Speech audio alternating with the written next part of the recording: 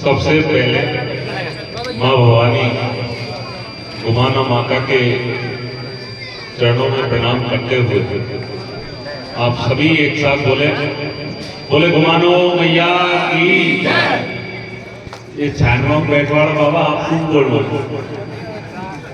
आप खूब बोलो बाबा। आप बैठे हैं ना सामने, बैठे बैठे बोलते रहोगे तो आड़े से आओ शरीर, तो जय बोलेगा तो ऊर्जा मिल जाएगी। बोलो बस्ती माता की जय, बोलो भारत माता की जय। आज आम ग्राम पंचायत जोड़ली के अंतर्गत इस भव्य और दिव्य कार्यक्रम में मेरे साथ में आए हुए हमारे ही क्षेत्र के मंडरायल से प्रधान प्रतिनिधि के रूप में भाई रणवीर जी माली, साथ में हमारे सपोर्टरा से जो विभिन्न दायित्वों पर रहने वाले ऐसे सभी सम्मानीय पूर्व सरपंच, सम्मानीय श्री समयराज जी, सम्मानीय श्री हरकेश जी खेड़ा साहब, सम्मानीय श्री केदारलाल जी सरपंच साहब बर्रिया से, वर्तमान में ग्राम पंचायत मुखिया के रूप में अपने दायित्वों का निर्वहन कर रहे सभी सम्मानित सरपंच साहिबान जो इस कार्यक्रम में विराजमान है, वो स्थानीय ग्राम पंचायत के सम्मानित सरपंच साहब, हमारे गज्जूपुरा से सरपंच साहब, सेमरदा से प्यारेलाल जी, बाकी को दिखाई देंगे तो बोल दो। आप सभी, कोई नाम लूंगा तो शायद भूल जाऊंगा मैं इधर, तो आप सभी सरपंच साहिबान जो इस कार्यक्रम में उपस्थित है, आप सभी साथ में स्थानीय बस्ती के सभी पितापुत्र बुजुर्गों, सम्मानित पंच पटेलों, नौजवान साथियों, आप सबके बीच में प्रशासनिक महकमे से विद्युत आपूर्ति में जिले का प्रतिनिधित्व करने वाले सम्मानित श्री झोरीलाल जी, उनके अलावा हमारी तहसील के तहसीलदार, मेरे प्रिंट और इलेक्ट्रॉनिक मीडिया के बंधु भाई विनोद जी, भाई देवेंद्र जी, आप तमाम लोगों का आप बस्ती की ओर से जो स्वागत और सम्मान किया गया है, उसके लिए मैं पूरी बस्ती माता के चरणों में नतमस्तक होकर आपका बारंबार प्रणाम करता हूँ, आपको धन्यवाद करता हूँ।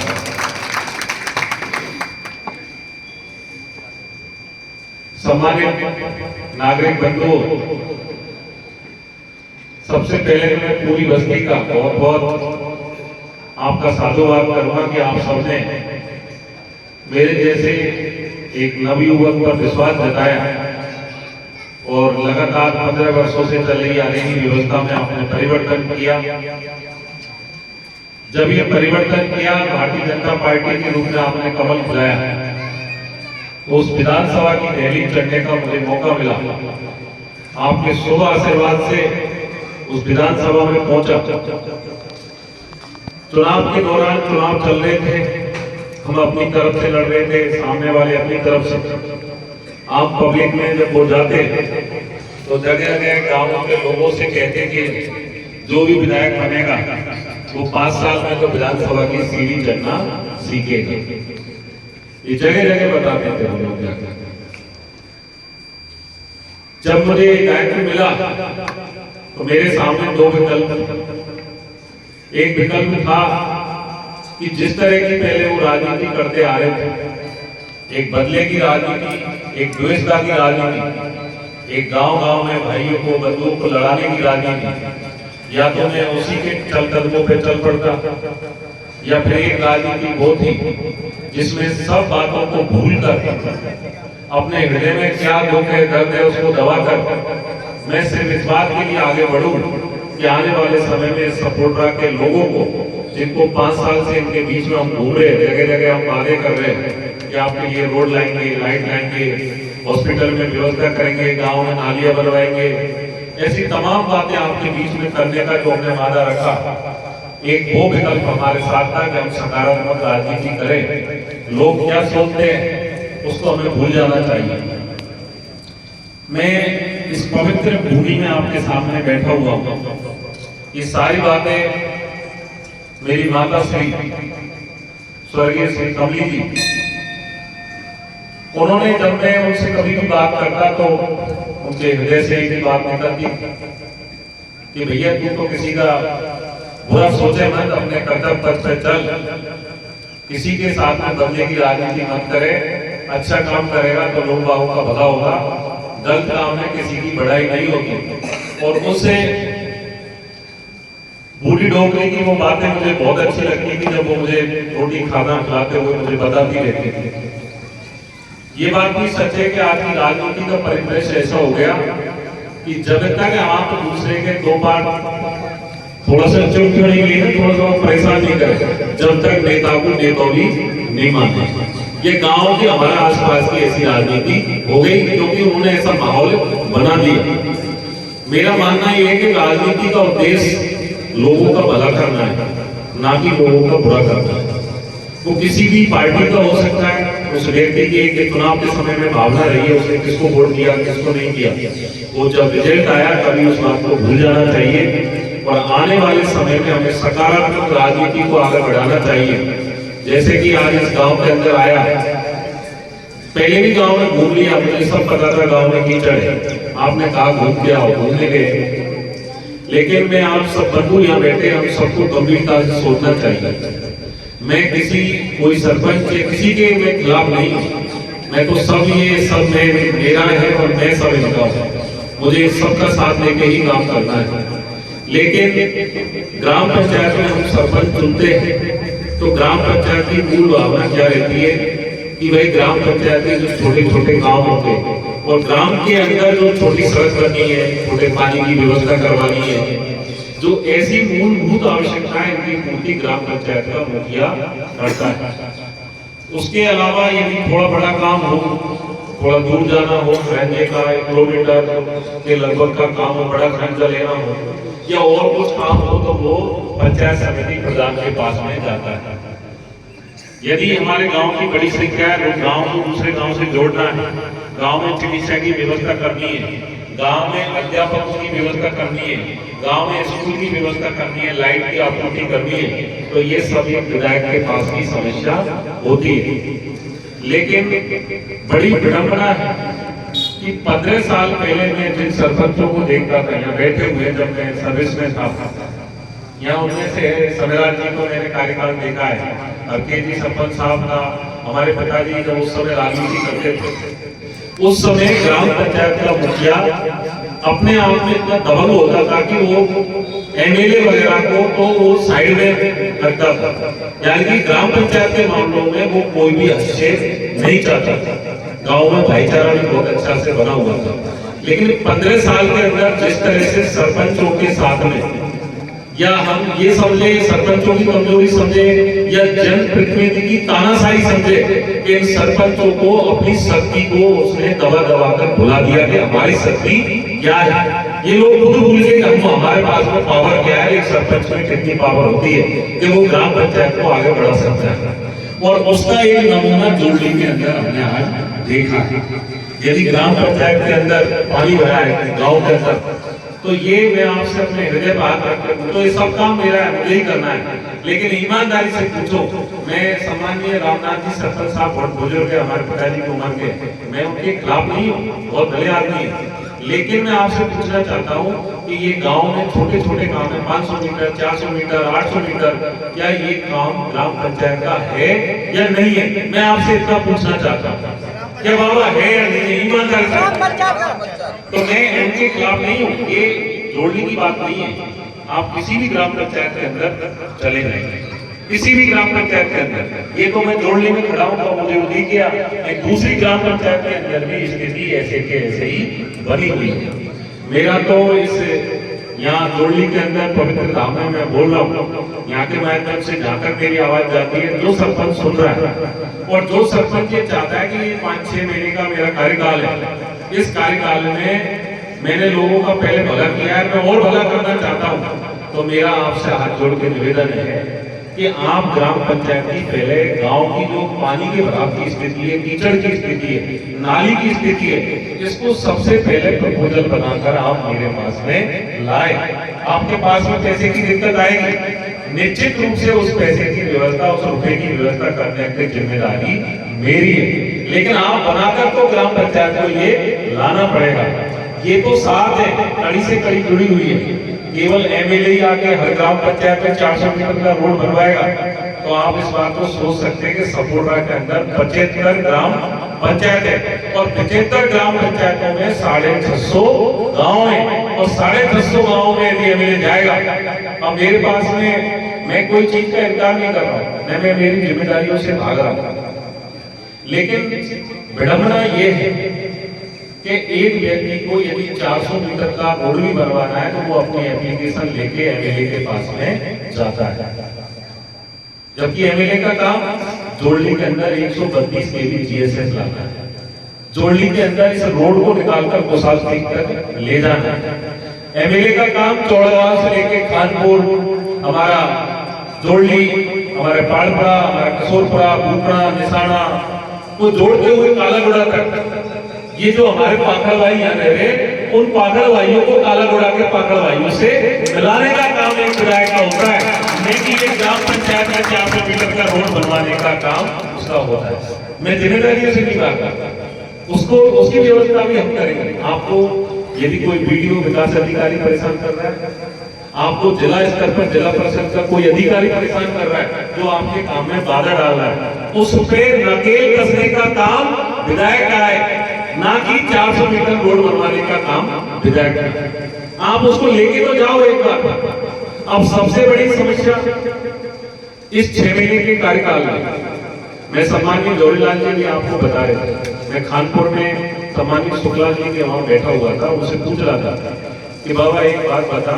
अभी 132 केवी सरकार ने, माननीय मुख्यमंत्री श्री बजरलाल जी ने इस सपोर्टा के अंदर 132 केवी जीएसएस प्रोग्राम में सेंशन किया है और वो सेंशन हमने जोड़ली की भी भेजी है, माननीय ऐसी साहब को पता है, जोड़ली के लिए भी हमने भेजी, लेकिन सरकार की विडंबना होती है या सरकार की वो होती है कि सब जगह उसको देना होता है, तो अब की बार उन्होंने प्रोग्राम का नंबर लिया है, भविष्य में निश्चित रूप से जोड़ली का नंबर आएगा, ये आपको मैं विश्वास दिलाता हूँ। लेकिन मैंने उनसे पूछा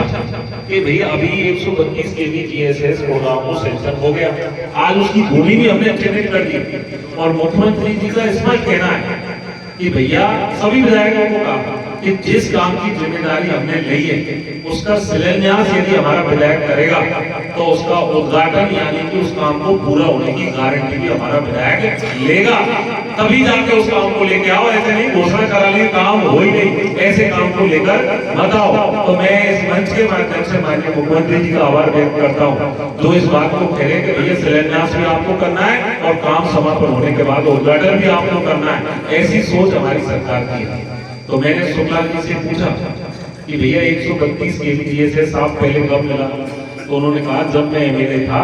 तब मैं लूलोस के अंदर माननीय वसुंधरा जी पूर्व मुख्यमंत्री जी वो गज्जूपुरा आई थी, तब उन्होंने लूलोस के अंदर 132 केवी जीएसएस दिया। अब आप सोच लो 2006 के अंदर जीएसएस मिला और डायरेक्ट इतना 17 साल के बाद में दोबारा वही बीजेपी का प्रत्याशी जब चुनाव जीता है और जब जाकर 132 केवी जीएसएस सपोर्ट में मिला है, तो ये लाइट की समस्या जिसको प्रोडक्शन जब तक बढ़ेगा नहीं, जब तक उत्पादन बढ़ेगा नहीं, जब तक मांग की पूर्ति नहीं हो सकती है। और निश्चित रूप से ये गुड़गांव में जीएसएस आएगा, इससे सपोर्टा वासियों को नहीं पूरे जिले को फायदा मिलने वाला है आने वाले समय में। जो हमारा किसान है, जो हमारे ग्रामीण क्षेत्र में हमारे युवा रहकर पढ़ाई कर रहे हैं, उनको निर्बाध रूप से उनको बिजली मिलेगी। बिजली मिलने से किसानों को फायदा, युवाओं को फायदा, ग्रामीणों को फायदा। इसके अलावा हमारा सामुदायिक चिकित्सा केंद्र सपोर्टा लंबी मांग, उप जिला चिकित्सालय भी वो पहले बन गया होता तो आज उसमें महिलाओं की डिलीवरी करने के लिए स्पेशलिस्ट डॉक्टर होता,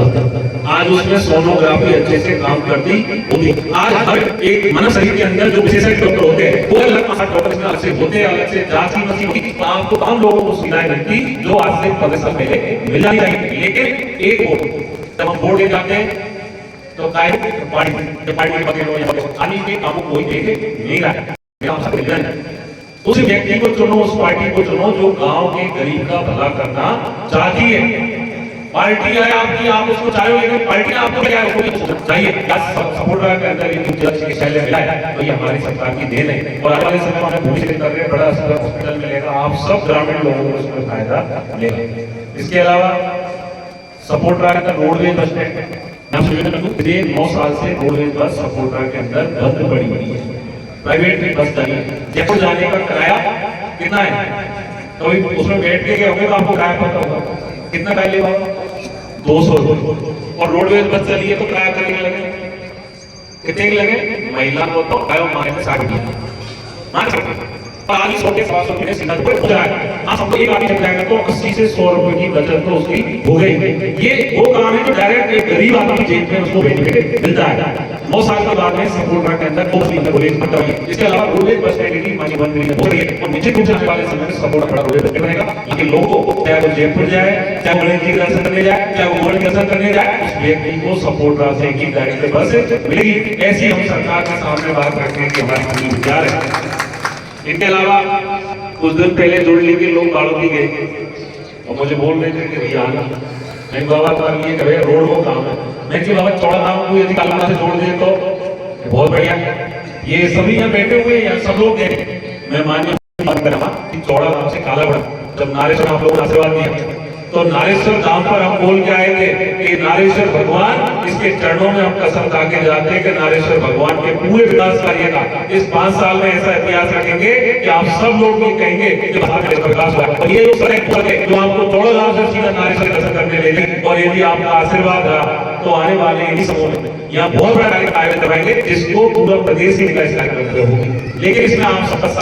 सबका साथ पूरे सच्चे गाँव का साथ देंगे तो आने वाले समय में वो इतिहास लिखेंगे कि नारेश्वर को केवल सपोर्टर ही नहीं, करौली नहीं, नारेश्वर को राजस्थान के लोग जाने कि आज नारेश्वर में कोई व्यक्ति आएगा और वह व्यक्ति जो राजस्थान का प्रतिनिधित्व करता है उस व्यक्ति को लाकर हम नारेश्वर को उतारने का काम करेंगे। ये हमारे अंदर एक भावना है। मैं आपसे दूसरा, मैं केवल सपोर्टर की बात नहीं कर रहा हूँ, यहाँ खड़े होकर हमारे भाई मंडरायल में रह रहे उन लोगों का हमारे ऊपर एहसान है। जितना अपने ऊपर बढ़ चढ़ उन लोगों ने हमारे ऊपर किया है। पहले की सरकार के लोग केवल घोषणा करके गए, लेकिन उस घोषणा को जमीनी स्तर पर लाने का काम उस उप जिला चिकित्सालय मंडरायल के अंदर सुविधाओं के विस्तार के लिए, उस जिला में भवन निर्माण के लिए माननीय मुख्यमंत्री जी ने पूरी बजट घोषणा की है कि मंडरायल में डाक क्षेत्र में बैठे हुए उस भाई को भी वो इलाज मिलना चाहिए जो सपोर्टर में बैठा हुआ व्यक्ति उठा रहा है। और उसी के लिए बजट में मंडरायल हॉस्पिटल के लिए पूरे बजट की घोषणा की गई है। हमारे कैला भैया जो बड़ी आस्था का केंद्र है, न केवल सपोर्ट करो बल्कि पूरी दुनिया के अंदर कैला देवी को जाना जाता है और माना जाता है। मेले के समय बड़ी जाम की स्थिति लग जाती है। मैं माननीय मुख्यमंत्री जी श्री भजन लाल जी का आभार व्यक्त करना चाहूंगा कि उन्होंने बिल्कुल खुले मन से कहा कि अंसाज सपोर्टर के विकास में कोई कमी नहीं रह जानी चाहिए, जो भी चाहिए पूरा लिख के दे रहे। और उसको लिख के दिया तो कैला देवी में कैला देवी से लेकर करटपुर को जोड़ने के लिए 9 करोड़ रुपए की बजट की स्वीकृति दी है कि बाईपास करना चाहिए ताकि मेले में लोगों को दिक्कत ना हो। चौड़ागांव से कालाकोटा के लिए 11 करोड़ घोषणा की और जो हमारे से आगे उस रोड होने के लिए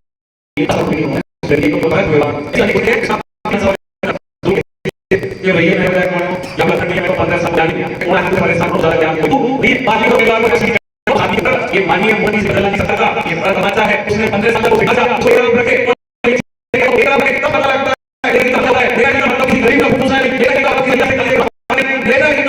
किसी गांव में जाकर भाई को लड़ाना नहीं, मतलब होता है गांव में ग्रामीण क्षेत्र में बैठे हुए भाई को रोड की व्यवस्था करना, उसका शिक्षा की व्यवस्था करना, आने वाले समय में शिक्षा का मतलब होता है। लेकिन 15 साल में पूरी राजनीति का पट्टाफेर कर दिया। आज से भैया तो बाबा दोस्त दादागिरी तो करी तभी तो डबला है तुम लोग, पर नेतागिरी कर कौन है तो बैठा नहीं दादागिरी क्या करना। और जो अधिकारी कर्मचारी मैं सीधा हूं काम के लिए, वो अधिकारी कैसे का नाम मुझे भी आ जाता है, अच्छे से जानता हूं उसको कैसे ढूंढ लगाना। और मैं माननीय मुख्यमंत्री जी का आभार व्यक्त करूंगा, उन्होंने स्पष्ट देती है कि क्षेत्र के अंदर पहले पूरी परियोजना देखो और उसके बाद में उसको एक्शन लेने का काम करो ताकि लोगों को फायदा हो, ताकि लोग ये घमंड पाले। कि भाई हमारे नेतृत्व तो काटा देगा जाने, तो कार्यकर्ता तो मुंह से पहले ही चाटो दे देगा, फिर मुंह से पीछे वाला नहीं है। हम सबको, क्योंकि अधिकारी और नेता ये दोनों एक गाड़ी और ये जनता उन दोनों पहियों के बीच में आगे जनता को ले जाने वाले विकास के लिए। जब तक नेता का अधिकारी का संयोजन नहीं होगा, कोऑर्डिनेशन नहीं होगा, तब तक क्षेत्र में विकास के कार्य संभव नहीं है। ये 5 साल आपने चुना है, यदि इसमें बदले की भावना से, यदि इसमें गलत रीति से काम करे तो 5 साल बाद तो पूछेगा भैया तेरे कहाँ गए, तो मैं कहूँगा मैंने तो बदलो लियो 15 साल, तो फिर वह कोई मतलब हो नहीं। हमारा देश इस क्षेत्र में विकास हो, न केवल जो बल्कि मंडल में हम कर्मपुर के भैया उनके लिए हमने मांग करी है कि आज सरकार उस कर्म को ऐसी घोषित करे, क्योंकि वहाँ का व्यक्ति सपोर्ट आता है तो 70 किलोमीटर की दूरी तक सपोर्ट आता है, उसको भी तहसील बनना चाहिए। मंडरायल के लिए हमारे और आने वाले समय हम मंडरायल कर्मपुर के बीच में हम ऐसा काम करेंगे जो इन्होंने 75 साल में नहीं किया, उस इतिहास को दोहराने के 5 साल में, लेकिन उसके लिए समय लगेगा, क्योंकि बहुत सारी बाधाएं हैं और उन बाधाओं में मेरे वाले यदि थोड़ा धक्का दे जाते तो वो काम आगे बढ़ जाता, लेकिन वो काम तो ऐसे ही रुका पड़ा है। अभी हमारे भाई द्वारा से चलाई है, उस भाई को बढ़ाने का हम काम कर रहे हैं और मुझे विश्वास है कि जो लोगों को 15 साल में मिला, 15 नहीं 75 में नहीं मिला, उसको मंडल करने को आने वाले साल देने का काम करेंगे। ये इस मंच के माध्यम से मैं भाइयों को विश्वास करता हूँ। आप सब ने इस कार्यक्रम में हमें बुलाया, स्वागत किया, सम्मान किया। मैं पहले भी जा रहा तब खेवे जोड़ ली कि मेरे एक सिद्धांत, गांव में तब जाओ जब कछु चरण बैठा हुए, केवल पूरा ही नाम बजाए और ये जगह से क्या जोड़ के जाओ तो चौड़ा जो उन्हें याद नहीं से आप सब और फायदा होने वाला है। और ये तो एक शुरुआत है, आने वाले समय में बहुत ही अच्छे काम है जिसका क्षेत्र के हर वर्ग के व्यक्ति, चाहे किसी भी समाज का व्यक्ति हो, हर वर्ग के व्यक्ति को बड़ा फायदा मिलेगा। इस आम बस्ती में मैं भारतीय जनता पार्टी के कार्यकर्ताओं का,